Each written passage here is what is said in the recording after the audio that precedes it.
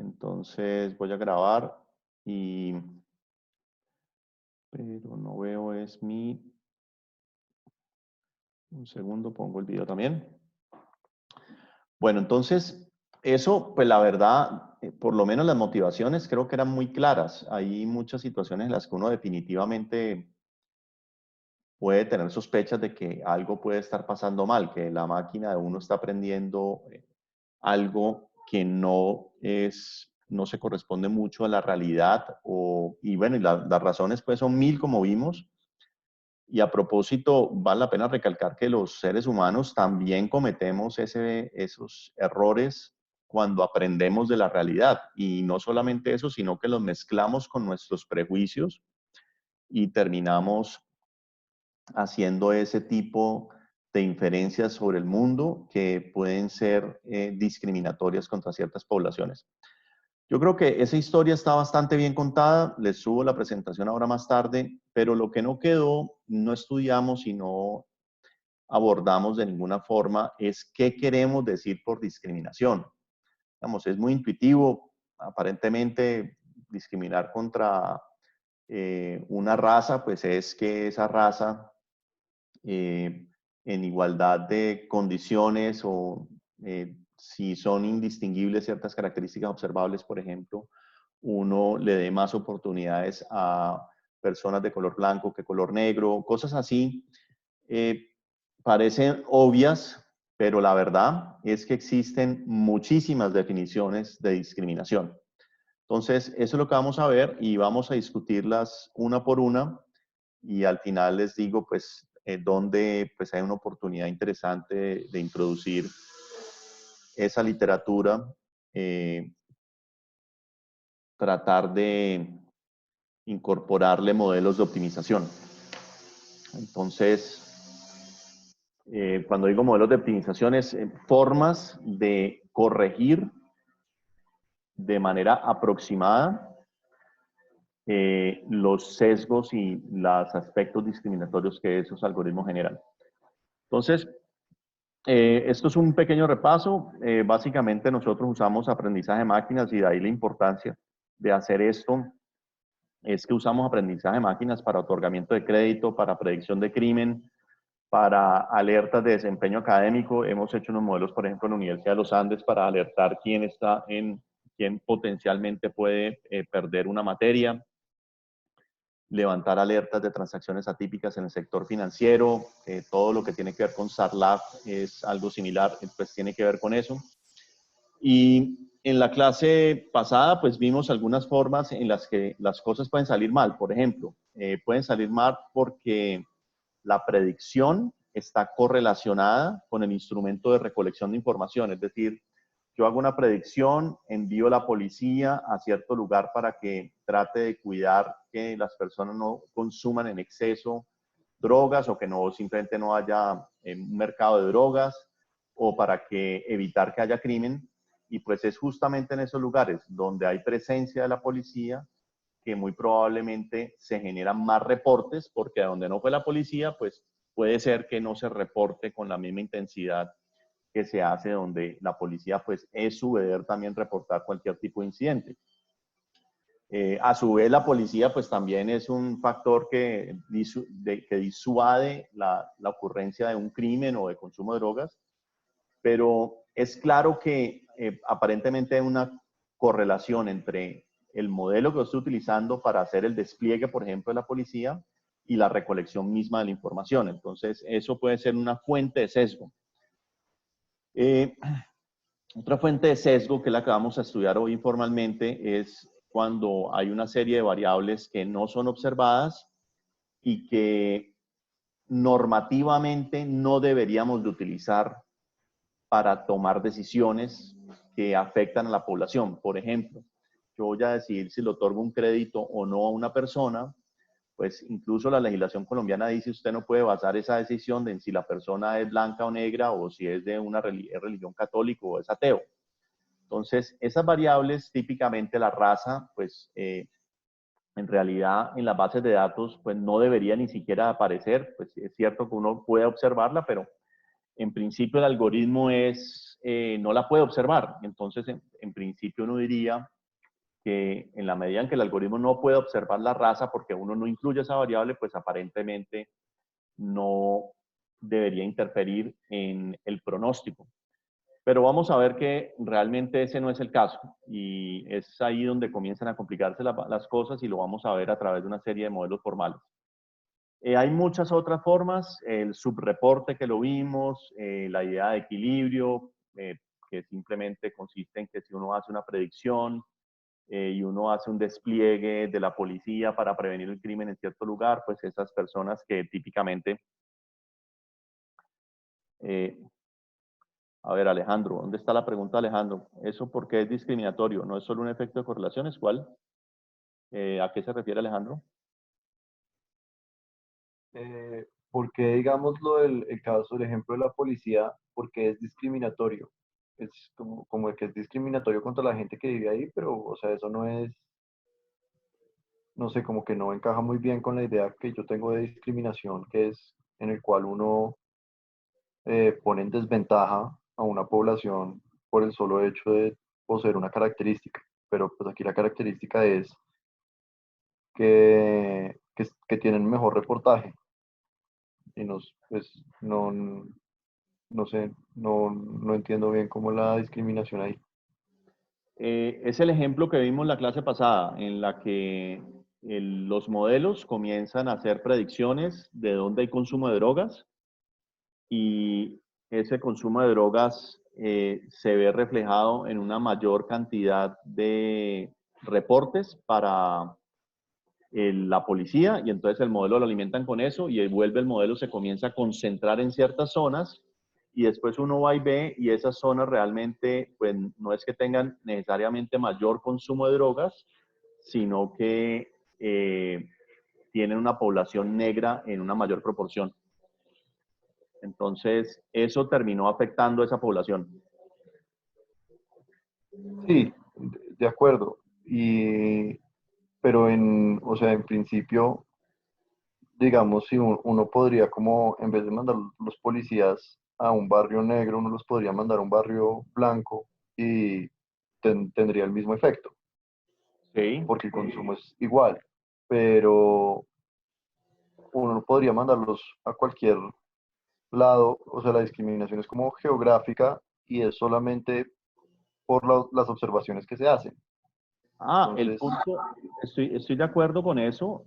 No es que haya ninguna intención y que el modelo esté necesariamente discriminando contra una población específica por la construcción del modelo, sino que es un sesgo en el modelo que puede reflejarse en discriminación.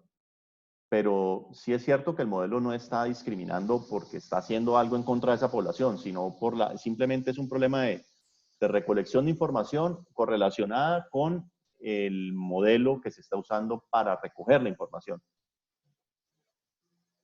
Entonces, estoy de acuerdo que es un problema de correlación del instrumento de levantamiento de información con el modelo. Y es independiente, estoy de acuerdo, de discriminación. Pero eso termina a veces siendo un factor que discrimina poblaciones. listo, perfecto, gracias, profe. Es como todo, muchas de las cosas que vimos no es que sean discriminatorias porque sí, digamos, es que son, eh, de hecho, creo que vimos un ejemplo en el que, a ver, lo vimos, sí, creo que lo vimos y les puse una lectura también sobre el ejemplo de los modelos que se utilizan para decidir si una persona se le da libertad condicional o se envía directamente para la cárcel. Esos modelos tienen un sesgo. Lo muy bonito de ese artículo que les mandé es que explican en un párrafo cómo tratan de validar si el modelo realmente está sesgado. En el caso particular de ese artículo, de entrada uno dice, y los autores dicen, estos modelos deben tener un sesgo, porque yo los entreno únicamente con personas que se les ha dado libertad condicional y no los entreno con las personas que están en la cárcel y que de pronto se les debió haber dado libertad condicional. Yo no tengo ninguna idea sobre las personas que están en la cárcel, si eran buenas personas o no, y si iban a volver a presentarse ante la justicia como se requiere o no. Por el simple hecho de haberlos mandado a la cárcel, sesgué completamente mi muestra de entrenamiento. Entonces ellos dicen, esto aparentemente sesga mi modelo, no, el modelo no es que esté siendo entrenado para discriminar contra alguna población u otra, sino que va a sesgarlo. Ahora, esa es una forma de que eventualmente eso se vuelva discriminatorio contra alguna población. Y en este caso particular es justamente lo contrario. En principio, acaba beneficiando a las poblaciones que en principio son protegidas, como los hispanos y los negros en ese ejemplo particular.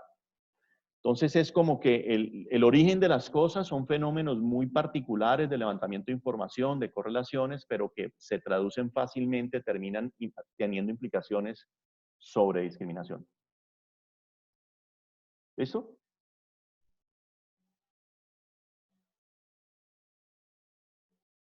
Bueno, creo, Alejandro, espero que eso haya aclarado todavía más Sí, sí, sí. Bueno, entonces ahora sí vamos a comenzar a mirar esto formalmente en una serie de modelos y de definiciones.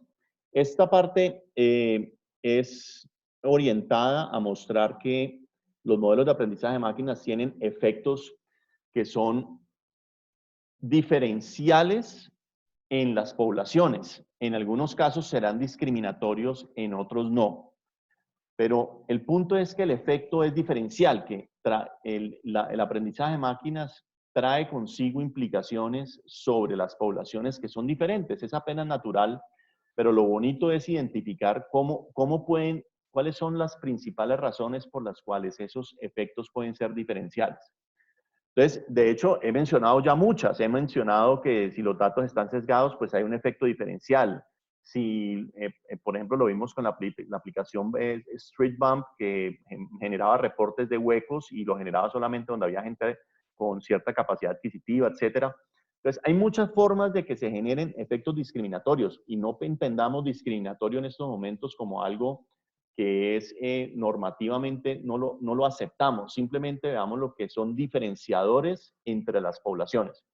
Y en particular vamos a ver un par que me parece muy interesante porque formalmente muestran cómo llegan a efectos diferenciadores. Entonces, esto es una base de datos de 10 millones de hipotecas. En los Estados Unidos creo que son como 5 años de historia. Esas personas, porque existe una fundación que se ha dedicado como a recopilar información sobre la raza de las personas en esa gran base de datos.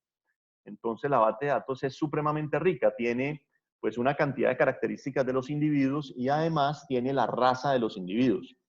Entonces, en estas 10 millones de hipotecas se observa el comportamiento crediticio y creo que si una persona, si no estoy mal, deja de pagar más de 3 cuotas en algún momento durante el año, esa persona se marca como incumplido. Entonces tenemos una serie de hipotecas donde algunas son marcadas como hipotecas que ha habido algún tipo de incumplimiento y la gran mayoría pues son hipotecas, digamos, sanas en las que las personas están pagando normalmente. Entonces, a lo que vamos es que los autores de este trabajo en particular muestran que sí hay cierto sesgo en las predicciones del modelo y que en particular los negros e hispanos ganan menos de la introducción de una tecnología de aprendizaje de máquinas. Entonces, por una tecnología de aprendizaje de máquinas, ustedes entiendan, por favor, que va a ser simplemente, en vez de usar un modelo tradicional, Logit, o un Logit un poquitico más sofisticado, que es lo que típicamente se hace para modelos de scoring hasta no hace muchos años, supongan ahora que van a hacer random forests o van a hacer redes neuronales o van a hacer unos modelos muy complejos o más sofisticados que vamos a llamarlos genéricamente mejores tecnologías para resolver ese problema de discriminación entre buenos y malos. Entonces, lo primero es que vamos a ver que los negros e hispanos, cuando se introduce esa tecnología, tienden a ganar menos en el sentido de que sus probabilidades de incumplimiento no van a disminuir, mientras que la de los blancos van a ser probabilidades de incumplimiento que típicamente van a disminuir por efecto de haber introducido una mejor tecnología. Y vamos a tratar de entender cuál es la razón por la cual eso sucede. Lo otro es que los modelos de aprendizaje de máquinas también entre los mismos grupos raciales, digamos entre los mismos negros o entre los mismos blancos, van a crear una diferenciación marcada entre esa misma raza, digamos, van a hacer mucho más dispersa las predicciones dentro de un mismo grupo y entre grupos. Entonces, eso también llama la atención porque pareciera que pues, los modelos están haciendo más diferentes a las personas, lo cual no está mal. Lo que queremos es discriminar bien entre buenos y malos, pero lo que es curioso es que dependa de la raza. Y entonces uno diría, bueno, pues puede perfectamente depender de la raza si la raza está perfectamente correlacionada con el ingreso, por ejemplo.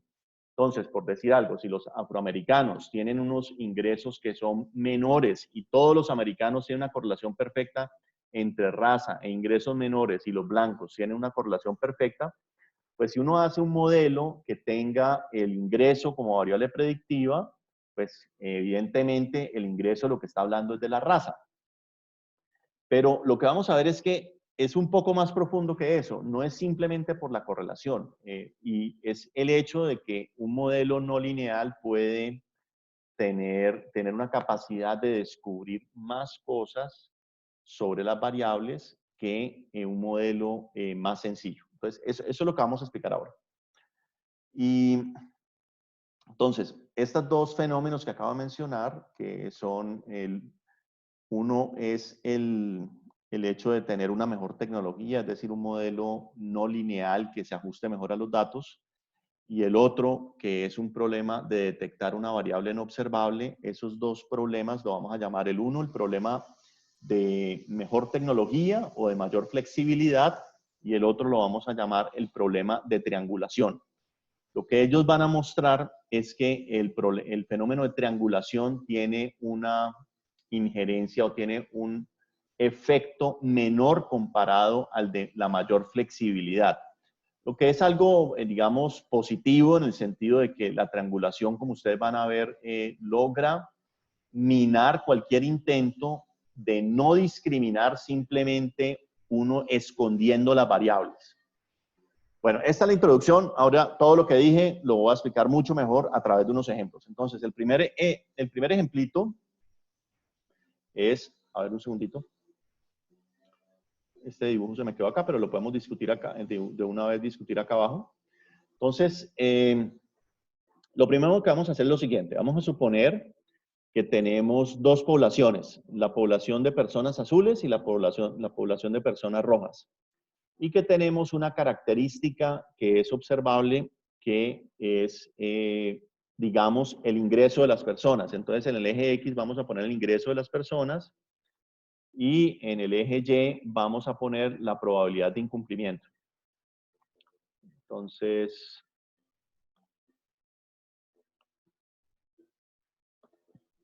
aquí tenemos el eje X es el ingreso y en el eje Y vamos a tener la probabilidad de incumplimiento. Ahora, aquí está la distribución del ingreso de los azules y esta es la distribución del ingreso de los rojitos. Y vamos a tener inicialmente un modelo muy sencillo. El modelo que vamos a utilizar es simplemente un modelo lineal que va a relacionar, digamos que fuera un modelo de la forma Y igual a beta X, y si quieren pues más un error, y ese modelito lineal donde Y es la probabilidad de incumplimiento. Esto es probabilidad. Ustedes dirán, no, pero es que eso se me sale de 0,1, pero ese no es el punto ahora.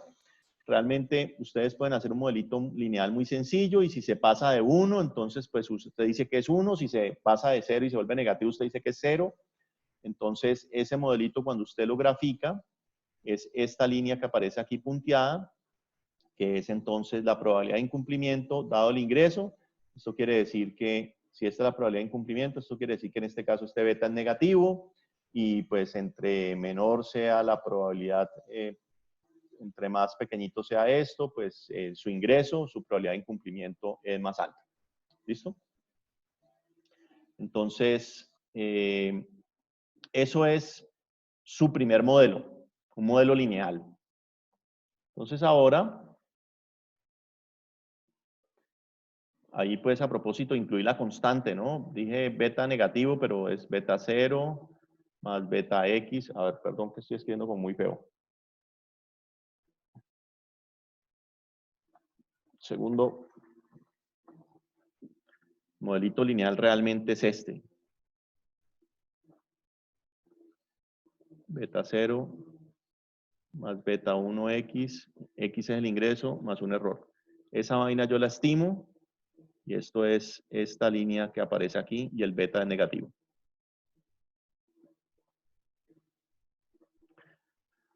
Bueno, ahora supongan que ustedes utilizan un método no lineal, no sé, supongan que usan y es igual a beta 0 más beta 1x, x más beta, esto es beta 1, más beta 2x cuadrado más un error. Y vuelven y ajustan a los datos, ajustan este modelito y eso les va a dar esta línea que aparece acá. Este es su modelo ajustado a los datos. Entonces esto igual dice que entre menor la probabilidad, entre menor es el ingreso, peor es la probabilidad de incumplimiento. Y esos son sus dos modelos. Este es un modelo lineal y este es un modelo no lineal. Y la pregunta que nos hacemos es cuál es el efecto que haber pasado de un modelo lineal a un modelo no lineal, es decir, intuitivamente de un modelo estándar a un modelo de aprendizaje de máquinas, que típicamente son modelos no lineales.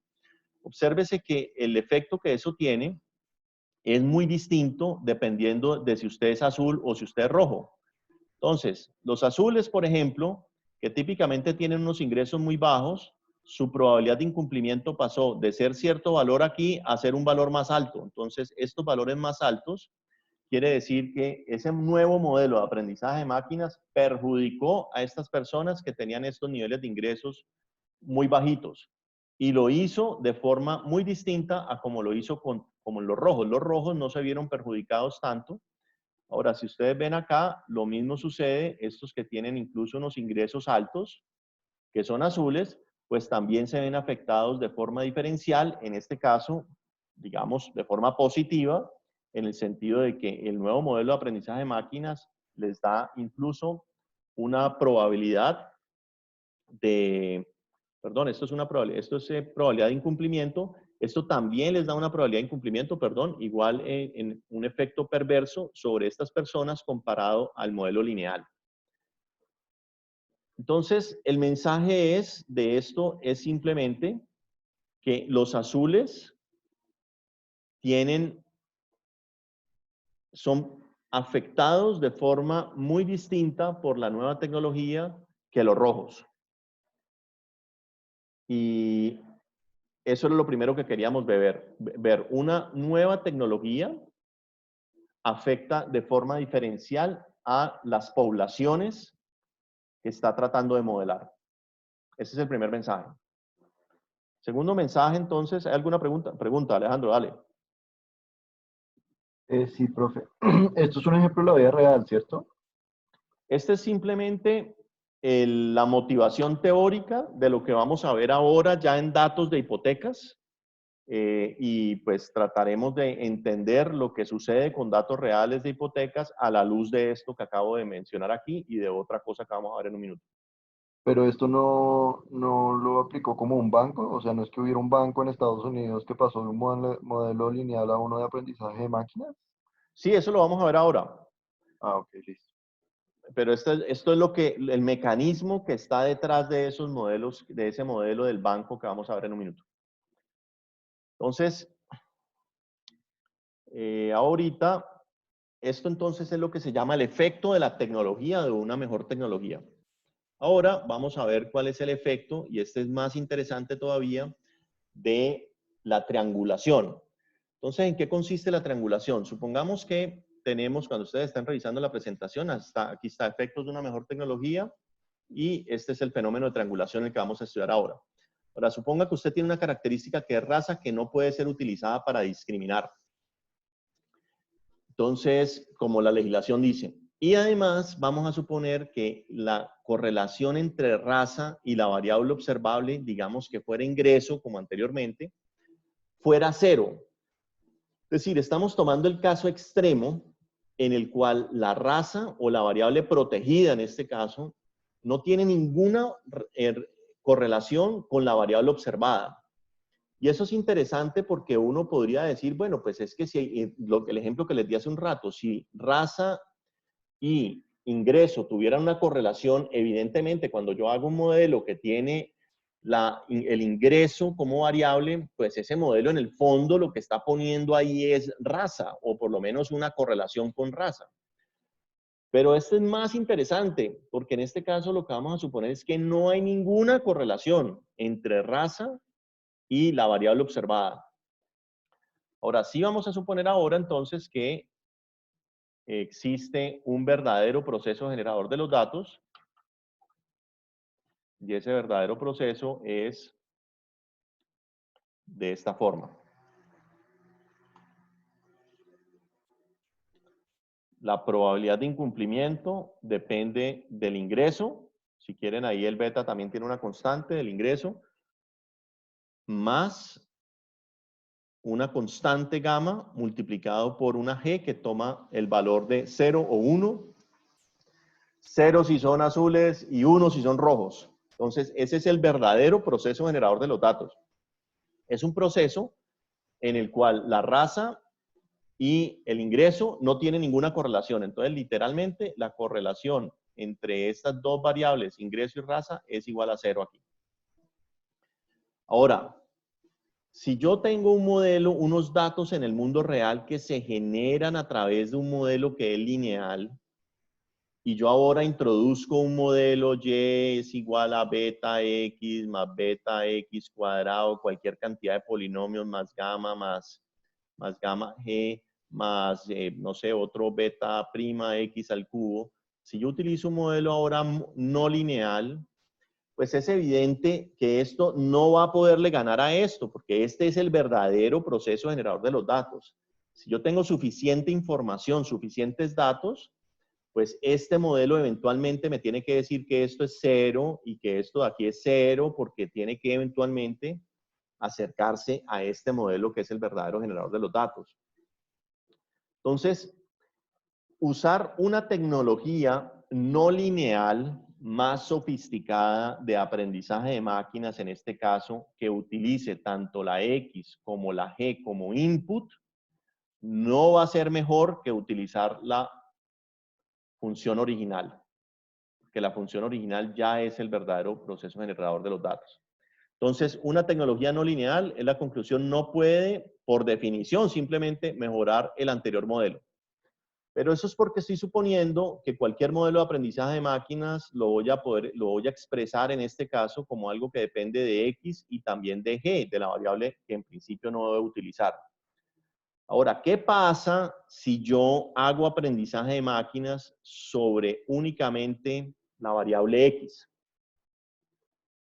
Esa pregunta es muy interesante porque esa pregunta sí no puedo yo decir que por definición esto no puede llegar a ser mejor que otra cosa sencilla, pero que no utilice G. Es decir, si yo hago eso y hago esta otra, estas dos son aproximaciones a la realidad.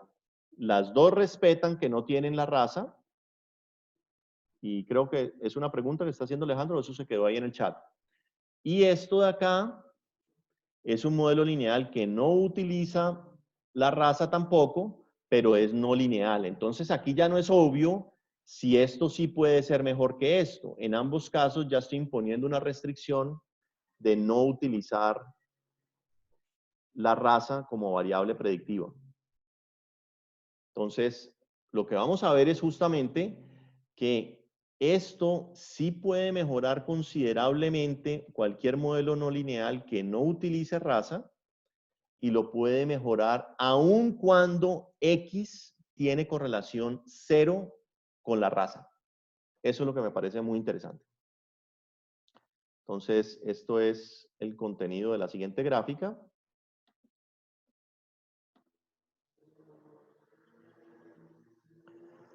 Aquí tenemos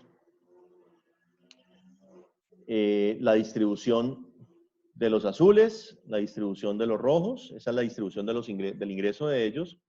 Y aquí tenemos la verdadera probabilidad de incumplimiento de los azules y la verdadera probabilidad de incumplimiento de los rojos. Y obsérvese que esto es el verdadero proceso generador de los datos de los rojos y este es el verdadero proceso generador de los datos de los azules. Ahora, este azul no tiene nada que ver con X, este rojo pues no tiene nada que ver con X, ya dijimos que la correlación era entre G y X es 0.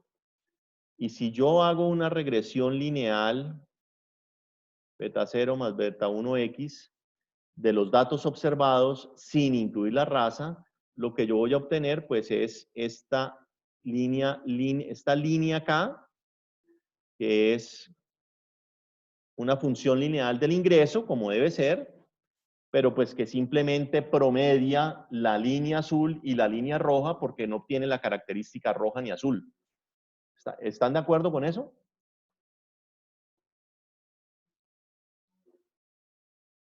Pero eso es en el caso de que hay el mismo número de rojos que de azules, ¿cierto? Sí, de acuerdo. Sí, entonces sí. De acuerdo. ¿De acuerdo con eso? Álvaro, yo tengo una pregunta. Ahora, No, perdón y termino, Alejandro, no es fundamental eso para el análisis, ¿no? Esta línea me pudo haber quedado un poco más arriba, que no cambia nada toda la historia que va a contar, o me pudo quedar un Sí, poquito sí, más sí. abajo. ¿Listo? De acuerdo, de acuerdo. Dale, ¿quién tiene pregunta? yo, Álvaro, Dale. ¿por qué es importante que la correlación de G y X sea 0? Ah, no es que sea importante, es que si no fuera 0, es mucho más obvio lo que voy a decir.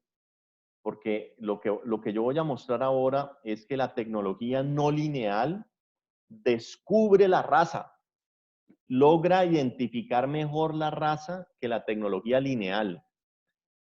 Y si G fuera correlacionado con X, pues es evidente que uno hacer un mejor modelo sobre X de alguna forma estaría incluyendo a G. Pero aquí no es porque estén correlacionados G con X, es porque la tecnología no lineal de por sí sola logra aprender mejor sobre G observando solo X. De acuerdo. Si querés lo vemos ahora que termine y ves si verás el resultado final. Entonces, definitiva, este es el verdadero proceso generador de los datos de azul, verdadero proceso de los rojos, y yo hago mi mejor función que no utiliza raza, es esta. Ahora, introduzco una tecnología no lineal, y esa tecnología no lineal solamente depende de X, del ingreso. Y vean que esa nueva tecnología tiene que ajustarse a hacer algo más o menos como está este non-linear que aparece aquí. ¿Por qué? Porque vean que esta distribución acá tiene más azulitos que rojos. Entonces, cuando yo hago la regresión lineal, la regresión cuadrática, perdón, esta línea se va a tratar de acercar a la azul, porque hay más azules que rojos. Entonces va a tratar de pegarse acá para tratar de llegarle a esto y minimizar el error cuadrático. Si ustedes ven por acá, acá hay muchos más rojos, perdón, acá,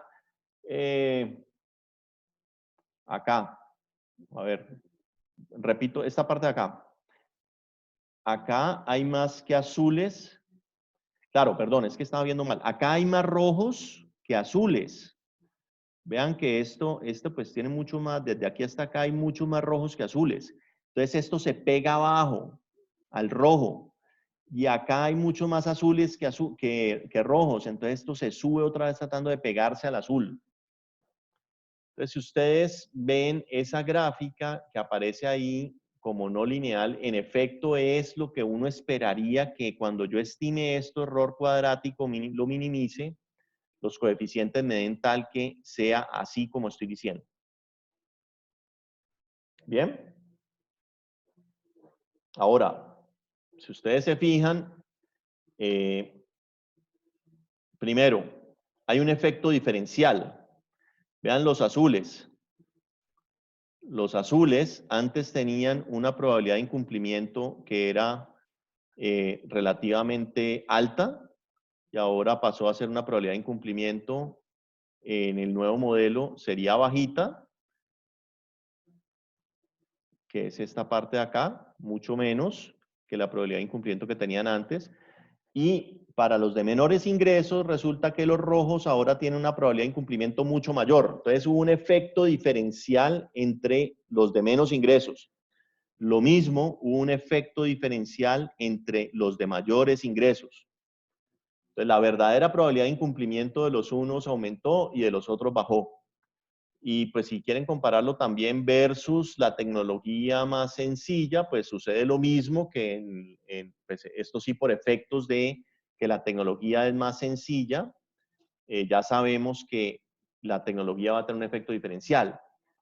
Pero aquí la razón es distinta. La razón es que esta cosa de aquí es un modelo no lineal que tampoco utiliza raza y se aproxima mejor a la realidad de raza. Es decir, se aproxima mejor a rojo y azul, a estas dos.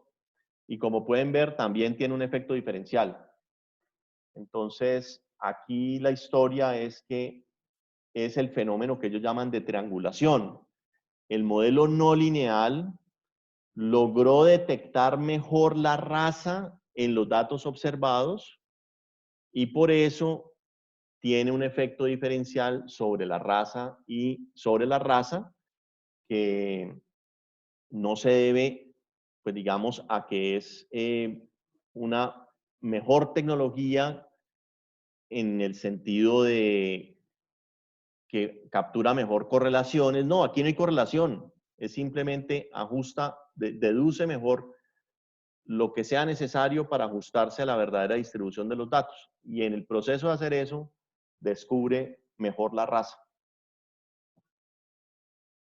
Y es que lo bonito es que X no está correlación, X es ortogonal a G. Esa es la parte que a mí personalmente me parece pues, muy interesante. ¿Está claro este ejemplo?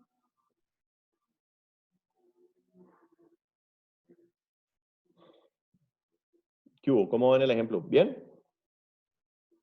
Listo. Entonces tenemos dos fenómenos, mejor tecnología y triangulación.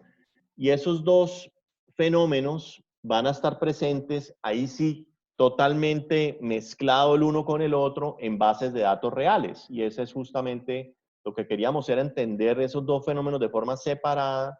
Y ahorita que vamos a estudiar una base de datos real, pues ver en efecto cómo eso se puede estar viendo reflejado en los datos reales. Entonces, ahora sí, tenemos las estadísticas descriptivas de esta base de datos. Esta base de datos tiene asiáticos casi 600.000 individuos, afrodescendientes 235.000, hispanos 381.000, blancos no hispanos 7 millones de individuos. En total, pues esto debería haber más o menos 10 millones de individuos. Y estas son las variables que tienen. Entonces, este es el puntaje FICO, que es el equivalente a la cierta o el acierta y otro, tenemos otro, en Colombia tenemos otro scoring para las personas que se acercan a solicitar un crédito. Entonces, el puntaje promedio del puntaje FICO es 764, entre más alto es mejor. El ingreso promedio, esto es el tamaño de la deuda que tienen, loan amount. Esto es la tasa de interés que se les está cobrando. Esto es el spread contra alguna tasa de interés que no sé cuál es, no me acuerdo en ese instante, pues esos son detalles que no importan tanto. Y esta es la tasa de incumplidos entre los asiáticos. Estos son los incumplidos entre, bueno, esto, perdón, es los incumplidos como total de la población, si no estoy mal. Estos son los incumplidos como total de la población, es decir, el 1.88% de la población son afrodescendientes incumplidos. Y así sucesivamente. Ustedes pueden ver que hay un desbalance grande porque el número de incumplimientos es bastante pequeño. Y eso ya hemos discutido en el curso, que eso puede ser un problemita cuando uno va a hacer modelos. De hecho, vamos a hablar de eso en un minutico. SATO es un spread. Es un spread, aquí dice, stands for Spread at Origination. Entonces debe haber una tasa de referencia, no sé, los bonos del tesoro, alguna cosa, y el SATO lo que dice es cuánto por encima de, de esa tasa de referencia o cuánto por debajo es la tasa de interés con la que se está originando el crédito.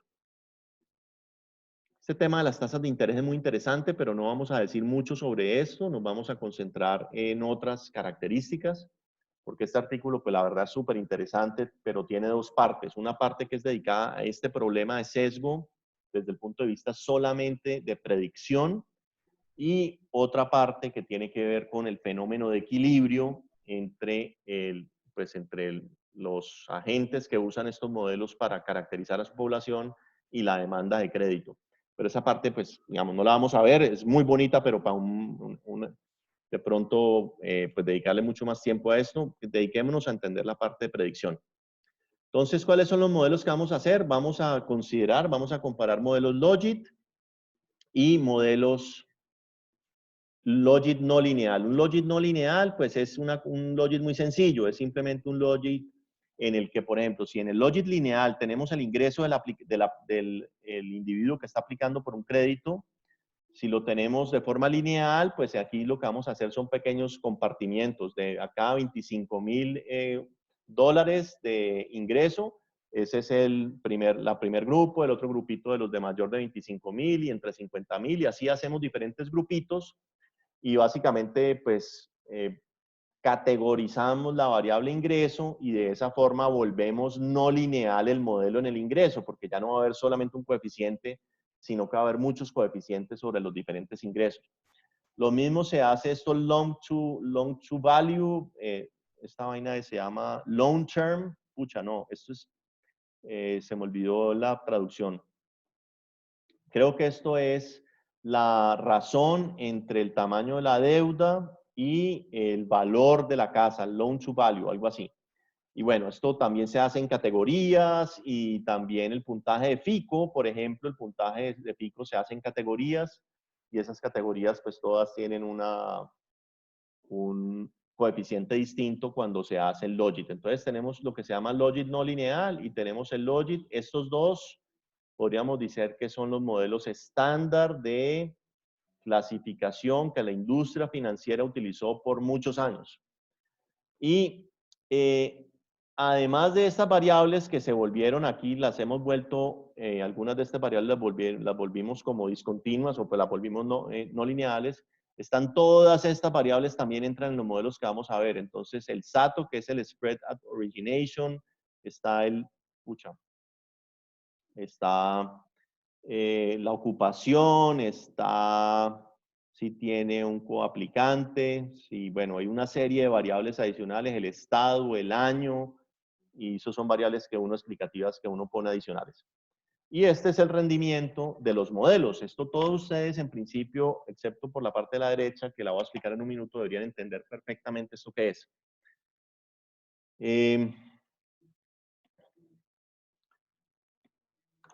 Aquí entonces está la curva ROC. Esto es... Un segundo que se me quedó por acá. La curva ROC para tres tipos de modelos. El Logit lineal, el Logit no lineal y el Random Forest, que también los estudiamos en clase. Ahora, ¿qué me parece importante? A simple vista, los tres modelos tienen la misma curva ROC. Ahora, esto es una base de datos en la que tienen 10 millones de registros y esos 10 millones de registros, en consecuencia, hacen que el modelo Logit no hay tampoco tantas variables y que todos estos modelos queden estimados con una precisión enorme. Es decir, la incertidumbre que existe sobre los parámetros de estos modelos es muy, muy pequeña. Por lo tanto, estas curvas no tienen intervalos de confianza grandes. Y como no tienen intervalos de confianza grandes, entonces estas curvas son estadísticamente independientes. O son estadísticamente distintas, perdón.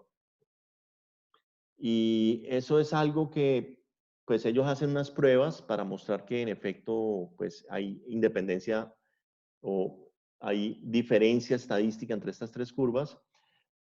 Ahora, nosotros si hubiéramos hecho esto en el curso y sobre todo si lo hacemos con poquitos datos, evidentemente hubiéramos dicho estos tres modelos son iguales. Y como estos tres modelos son iguales y el Logit yo lo entiendo mucho mejor, pues entonces yo me voy a quedar con el modelo Logit. Porque el Logit yo puedo hablar de efectos marginales, puedo hablar de odds ratios, puedo hablar de un pocotón de cosas. Entonces, el Logit o el Logit no lineal para mí serían modelos que serían muy chéveres para utilizar en la práctica porque los entendería mucho más, mientras que el Random Forest pues es un poquito más sofisticado, tengo que hacer unas medidas de importancia de las variables, pero la realidad es que ellos dicen, vea, el Random Forest le gana a los otros dos modelos. Eso es, y les voy a mostrar las estadísticas en un minuto. Resulta que en estos modelos donde hay muy poquitos incumplidos, es decir, las clases están muy desbalanceadas, la gente no le gusta tanto reportar simplemente la curva ROC, porque en esos modelos los false positive rates son muy pequeños por construcción. Ahorita lo vamos a ver con detalle. Entonces, cuando el false positive rate es muy pequeño, debido a que la clase está muy desbalanceada, la gente tiende también a reportar otras medidas de rendimiento, como esta que aparece acá, que es simplemente la gráfica de precision contra recall, que lo voy a explicar en un segundito qué es. Pero entonces, por ahora, concentrémonos en el lado izquierdo. ¿Preguntas?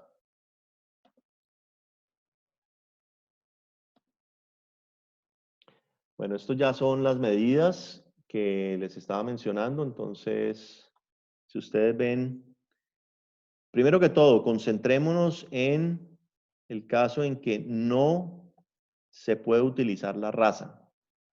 Después volvemos. Bueno, pero no hemos visto precision, entonces olvidémonos de la segunda. Simplemente concentrémonos en esto. El Logit tiene un área bajo la curva ROC de 0.85, 2. El Logit no lineal mejora y el Random Forest mejora. Si ustedes ven, solamente en la segunda cifra se ve la mejora del Random Forest y pues lo que ellos argumentan es que eso es estadísticamente significativo y por lo tanto el Random Forest es el mejor modelo. Es decir, una mejor tecnología aproxima mejor o caracteriza mejor los datos. Ahora, esto es en ausencia de raza. Entonces uno podría decir que aquí pueden estar jugando dos cosas. O la mejor tecnología mejora la capacidad de discriminación o la mejor tecnología está deduciendo mejor la raza de las personas, que fue lo que acabamos de ver en los ejemplos. Entonces, veamos que cuando uno incluye la raza y vuelve y mira, el Random Forest igual le gana a los demás, queriendo decir que este efecto que va de aquí hasta acá pareciera que es un efecto de mejor tecnología, porque ya la raza todos los modelos la están usando. Y este efecto de aquí a acá es una combinación de dos cosas, mejor tecnología y triangulación. Entonces, este tipo de análisis donde las dos cosas es diferente de separarlas, pues es a lo que ellos se dedican un poquito a estudiar. Pero sigamos entonces, ahí pueden ustedes ver ya parte pues de la historia. ¿Preguntas?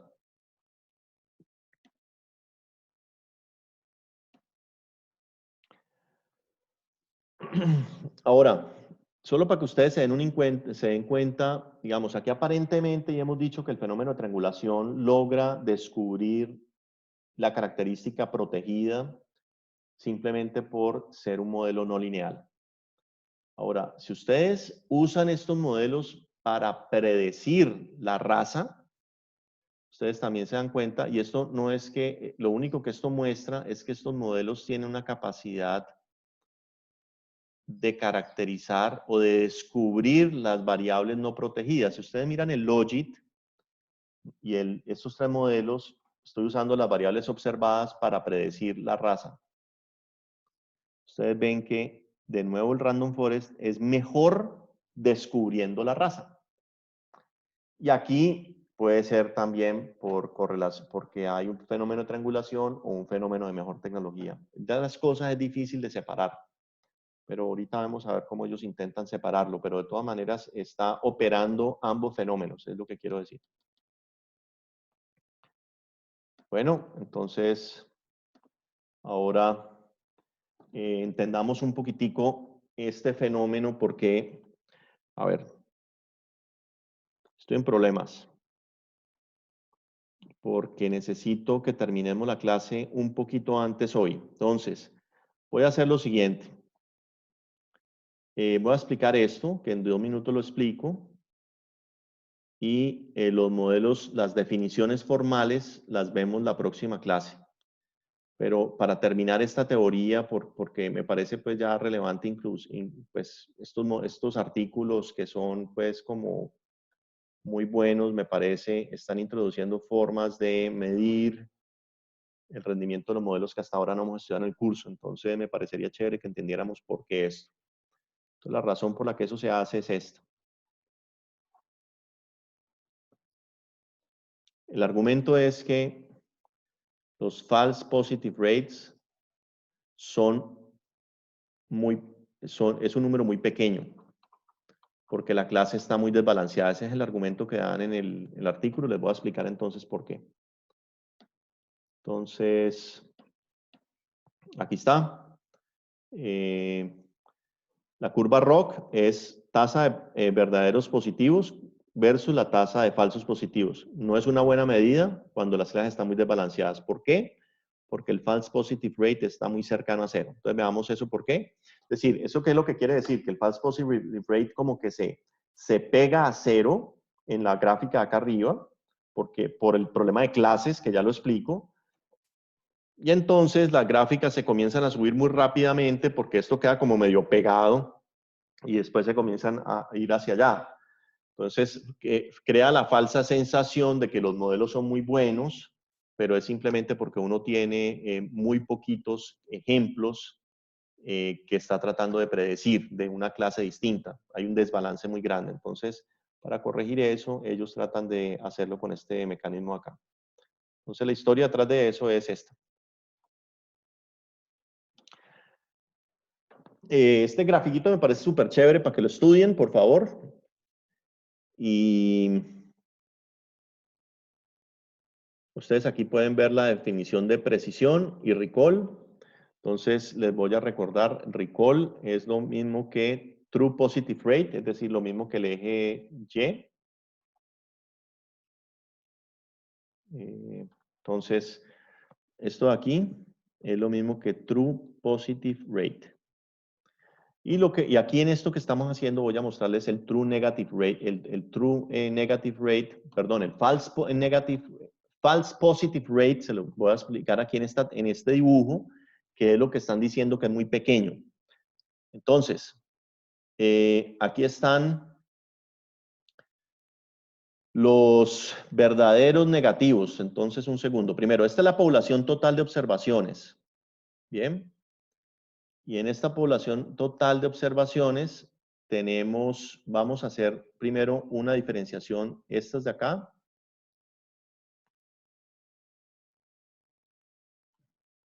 contra estos de acá. Entonces, estos de la derecha son, digamos, pues ustedes ven que estos son los verdaderos, verdaderos ceros, digamos. Verdaderos ceros, entonces estos son los ceros y los ceros. Y por acá están los que son unos, entonces son falsos ceros. Entonces estos son los unos. Si quieren, están todos los unos acá, mejor dicho, para simplificar. Todos los unos están acá. Todos estos son unos. Bueno, si quieren, veanlos, piénsenlo. Los unos son los que son dibujados con adentro negrito y los ceros son los que son ceros. Entonces, vean que los unos los voy a llamar falsos negativos, pues porque son falsos ceros, no son ceros, son unos, ¿listo?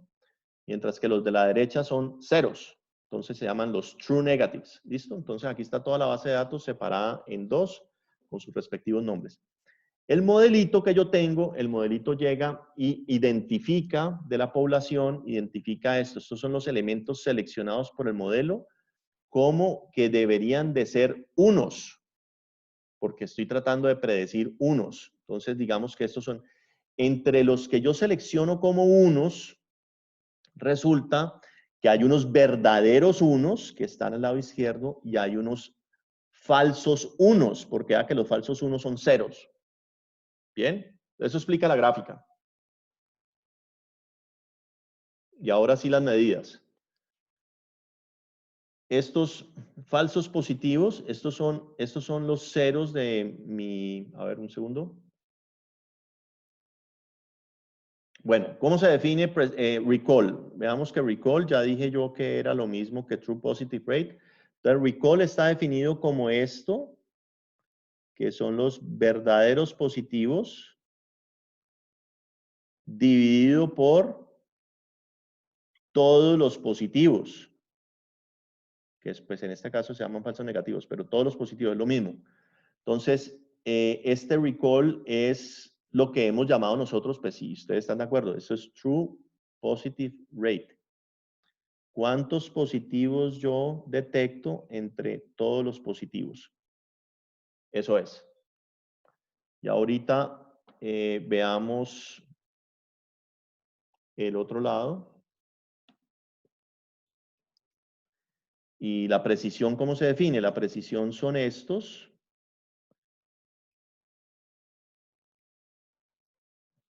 Dividido todos estos. Entonces, son entre los que yo seleccioné como que debían de ser unos, ¿cuántos realmente fueron unos? Es qué tan preciso yo fui en mi pronóstico. Entonces, el hecho de que,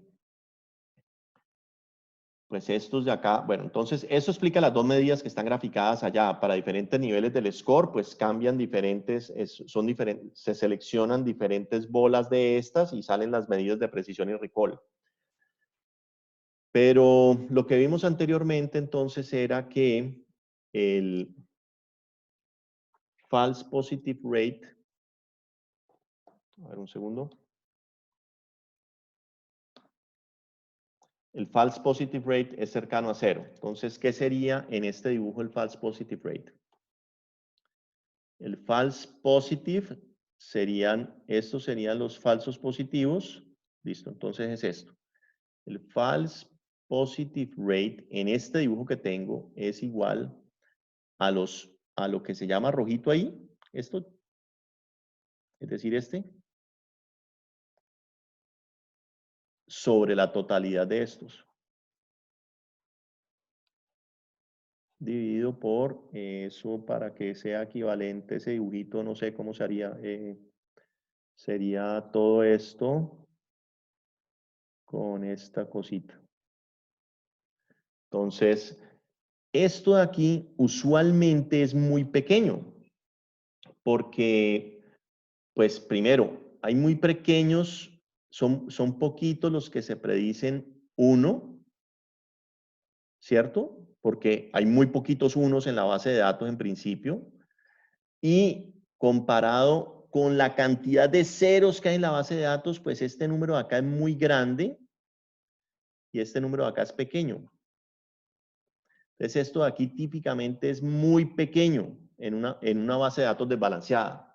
Y esa es la razón por la que no les gusta tanto reportar el false positive rate. Entonces, en vez de reportar el false positive rate, vea que se pasaron el precision, que es en vez de hacer esta línea azul, pues que consiste en esto que estamos viendo, es otra forma de medir esta parte de acá verde sobre la totalidad de esta bolita.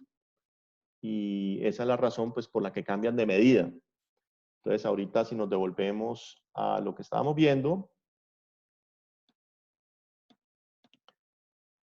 primero obsérvese lo siguiente. True positive rate es lo mismo que recall, entonces está acá. Entonces, este eje de acá es este mismo eje de acá.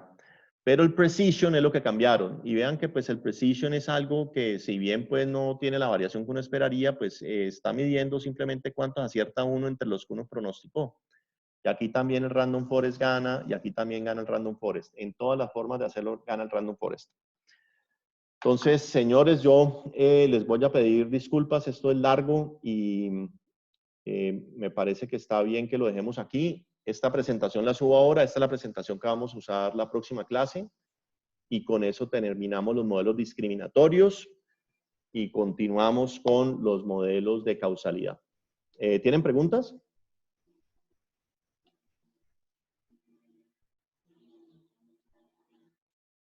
Hola, preguntas.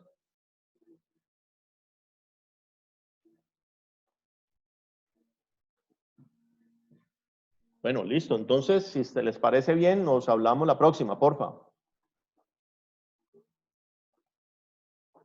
Porfa, terminen de ver, por ejemplo, ahora los estadísticos de Precision and Recall, que acabo de explicar el estadístico en qué consiste. Porfa, mírenlos ahora en las tablas. Porfa, miren esto.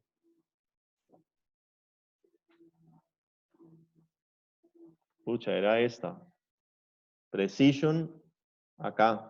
Y vean todo lo que yo he dicho, cómo se ve traducido. Vean que aquí Random Forest se diferencia más que los demás modelos si utilizamos Precision, lo que quiere decir que esta medida pues es un poco mejor para discriminar cuando justamente las clases están desbalanceadas. Bueno, nos vemos la próxima. Muchas gracias. Chao.